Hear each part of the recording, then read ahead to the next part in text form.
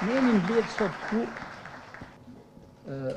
dhe shumë nga ne do të garojnë dhe po të na pyesësh në dijen tonë secili pretendon që është i aftë ta kryejë një punë.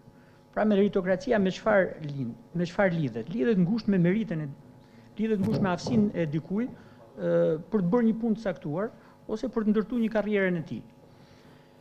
Ne gjithë secili nga ne këtu mund mendoj që është i aftë, po nëse diku në sport meritokracia mund të matet kollaj, diku në ekonomi mund të matet kollaj me rezultatin, në politik situata ndryshon. Politik i vetmi instrument matës që prevalon është vota. Pra në qoftë se ne debatojmë në një mjedis, në qoftë se ne diskutojmë, në fund fare është vota ajo çfarë vendos se kush është më i zoti në politikë. Pra nuk ka mjet tjetër matës. Që ndodh në përditësinë e bërjes politikë.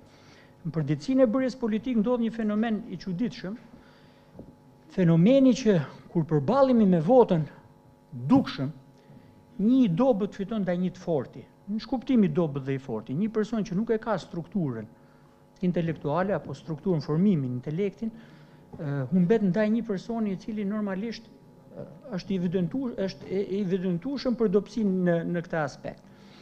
Dhe në momentin e parë dhe dukshëm gjithë secili prej nesh mendon që ky defekt rrjedh nga sistemi i demokracisë. Pra çfarë do thotë demokracia e ka edhe këtë tmerr. E ka tmerrën se jo më i afti fiton. Në fakt është tërësisht e kundërta. Mund gjithë ata që mundohen ta përdorin këtë skemë, jo vetëm që nuk thellohen tek fenomeni, por e përdorin edhe për një arsye për të justifikuar atë çfarë bëjnë. Më thjesht dhe më shkoqur.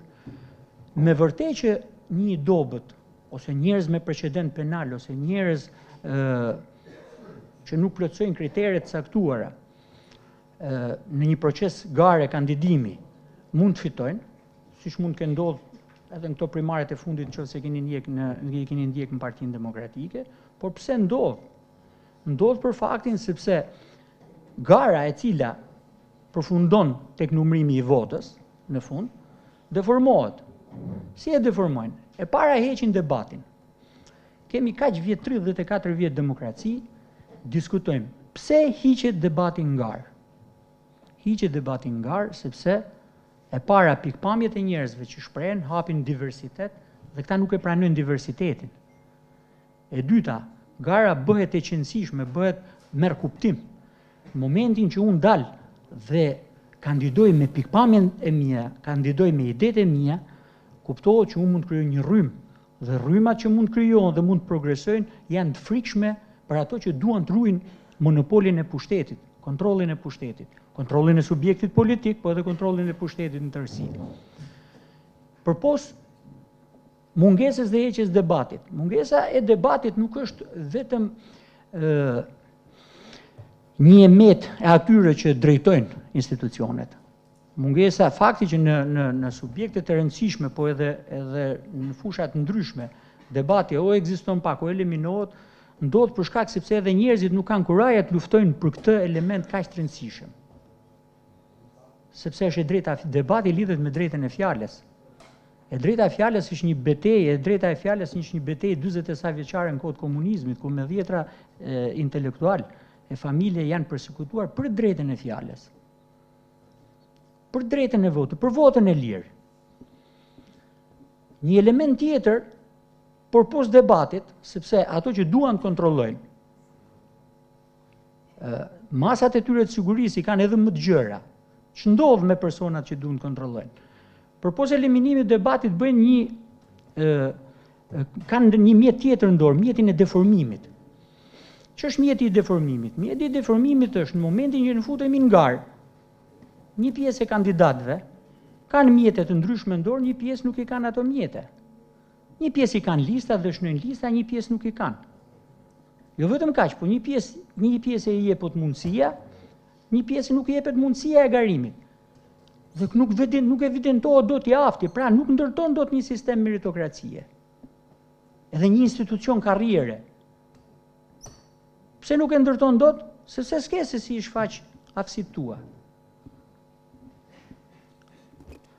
Atëherë, si mund zgjidhet kjo situatë në cilën ne, domethënë kemi përjetuar si politik po edhe si shoqëri shqiptare, duke ndërmarrë iniciativa të tilla, për shembull siç ka ndërmarrë koalicioni Djathtas për Zhvillim. Sistemi që këta kanë ndërtuar i rregullave është një sistem që 1/3 dhe është pjesë e kodit zgjedhor, i ndryshimet të kodit zgjedhor ishte që 1/3 e kandidatëve fshihen lista. Pra 1/3 e kandidatëve nuk votohet. Pra një formë deformimi është që ta e heqë edhe mundësinë ta votosh fare individin. Deformim quhet ky i garave. Atëherë, Djathtas për Zhvillim e ka primare këtë që gjithsecili renditet mbas votave që merr. Një vot më shumë, ti je deputet. Pra, ne kemi një pakt që do dalë ai që është më i afti, pra ai që merr një vot më shumë. Sepse ky nuk është një mjedis ku më i afti vlerësohet as nga diploma, as nga studimi në Harvard, apo as nga fakti që nuk e ka një arsim të caktuar, varet nga fakti sepse kush është më bins ndaj elektoratit. Kush është më i drejtë për drejtë, kush është më i qartë ndaj elektoratit. Pra politika është profesion që nuk lidhet vetëm me shkollimin, po lidhet edhe me dhunti të tjera. Pra të punë në sistemin politik, vota është ajo që vendos së fundmi. Kuptohet, ka kritere dhe ka rregulla që duhet gjithë secili kandidat t'i plotësojë kur futet në kandidim. Sepse për ndryshe e gjithë edhe procesi në herë nuk do merr te kuptim. Pse e thash që Djathtas për Zhvillim e nis mirë? E nis mirë pra sepse nuk e pranoi atë që quhet si lista e mive. Nuk ka nevojë asnjëri për nesh të shkojë të fshehet në listë, të marrë votat e tjerëve për 100 deputet dhe pastaj të vijë rradha të tjerëve. Është e turpshme kjo që e kanë këta që kanë ndodhur dhe që e bëjnë. Pra është deformim. Si deformimi që folëm më përpara, si deformimi që ndodhte me Lulzim Bashën. I impononte shumë për jush, edhe për jush mund t'ja ketë imponu që thotë, në 1900 karrike ulën 5000 vetë. Nuk ka më diskreditim dhe nuk ka më fyrje për çdo njeri që mundohet ruaj integritetin e vet, që të thojë tjetrin në 1900 karrike ulën 5000 vetë. Po faji nuk është i Lulzim Bashës, faji ka qenë i gjithë ne. Faji nuk është i Sali Berishës që thotë unë nuk numëroj votën, sepse s'du. Po faji është atyre që nuk reagojnë. Kur realizoi Kuvendin e Prillit dhe në mënyrën më të turpshme të mundshme nuk pranon të numëroj votën. E emëron gjithë këshillin, nuk ka ndodhur që nga 91-shit emërohet gjithë këshilli kombëtar. Këshilli kombëtar i Partisë Demokratike.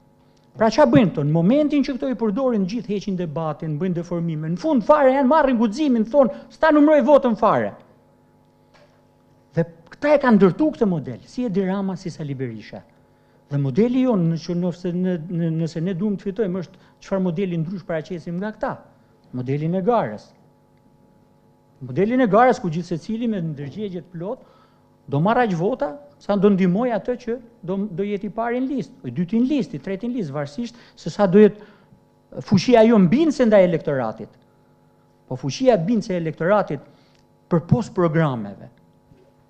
Programet në futen në këtë inteligjencën artificiale, i bëjnë programet dhe i qendisin në një formë të tillë që domethënë nuk jes as ku e prek me dorë. Është forca e individëve, forca karakteriale e jona, që kemi kurajen të përballemi me sistemin që këta kanë ngret, modeli ndryshëm që paraqesim, dhe nëse arrijmë këtë, të bindim njerëzit, ky është një ndër armët tona më të forta, dhe shumica e kandidatëve, qoftë ato që njihen në opinionin publik, po dhe ato që njihen në nivelet e qarkut, nivelet lokale, e kanë treguar këtë. Ky është avantazhi i kandidatëve dhe besoj një pjesë e deputetëve të ardhshëm të këtij koalicioni. Pra ç'a duam ndërtojmë ne? Ne duam ndërtojmë një shtëpi, ndrysh nga këta që kanë një sistem kacavierje, që për të futur në ato lista ose për të futur për të penetru, duhet patjetër o të shkosh poshtë balkonit, o të shkosh të bësh show si këto emisionet televizive para Edi Ramës, ose të shkosh edhe të kërcesh vallën si ishte ajo vallja pinguinit që kërcenin në ato deputetët, kush e kush të futen li. Ajo është e turpshme. Mjafton në qoftë se ne do të bëjmë këtë diferencë, ne do të fitojmë një pikavrar shumë të madh. Pra ne kacavirës këtyre i dhem një sistem tjetër, që ka derë, ka shkallë se si mund gjitemi edhe si mund ndërtojmë karrierën tonë. Faleminderit.